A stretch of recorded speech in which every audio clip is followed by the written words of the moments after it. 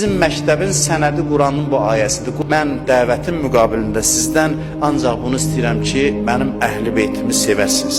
Əşhəs Həzrət Əlinin yanındaydı. Amma tarixin ən rəzil adamlarından biridir. Həzrət Əlinin də məzlumiyyəti buydu ki, Əşhəs kimlər onun yanındaydı ki, Malik Əştər başa düşmürdü. Deyirdi, bunun sənin yanında nə işi var? Amma cəmiyyət Əşhəsi təqdim eləmişdi Həzrət Əliyə.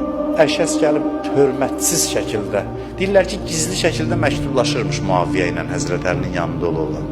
Gəldi, dedi Həzrət Əliyə ki, bütün günü haçandan səni tanıyırıq, elə hey deyirsən ki, mənim vaxtı belə zülümlər oldu, filan oldu. Niyə qılınca əl atmadın? Həzrət Əli sakit cavab verir ki, qılınca əl ata bilərdim. Sənin dediyini eləyə bilərdim. Və heç kəs də mənim qarşımda dayana bilməzdi. Amma bizim yolumuz bu deyil. Biz bu yolla gedə bilmərik. Cəmaat gəlib Həzrət Əlinin evinə ki, gəl bizə xəlifə ol. Görür ki, o düz gəlməyiblər. Lazımi şəkildə gəlməyiblər. Cəmaatı apardı Zübeyrin evinə. Dedi ki, Zübeyrə beyyət edin. Zübeyrə dedi ki, mən də hazıram sənə beyyət edin. Düzdür, qapısına gəlmişdilər, amma dinə aşiq deyildi o adamlar. Bir dəvəni su içməyə aparırlar, yüyənindən tuturlar.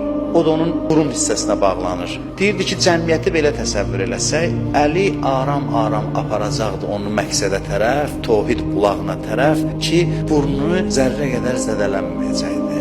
Onun özünə qarşı tələbkar olmağına baxırsınız, arpa çörəyi yeməyinə baxırsınız. O özünə qarşı tələbkardır, sizi özü kimi yaşamağa vadar eləməyəcəkdi. Özü rəsmən deyirdi ki, mənim kimi yaşamağa çalışmayın. Mən rəhbərəm, mən ümmətin imamıyam, mənim vəzifəm başqadır. Mən ən aşağı səviyyədə olan adam kimi yaşamalıyam. Siz gedin, o nemətlərdən istifadə edin.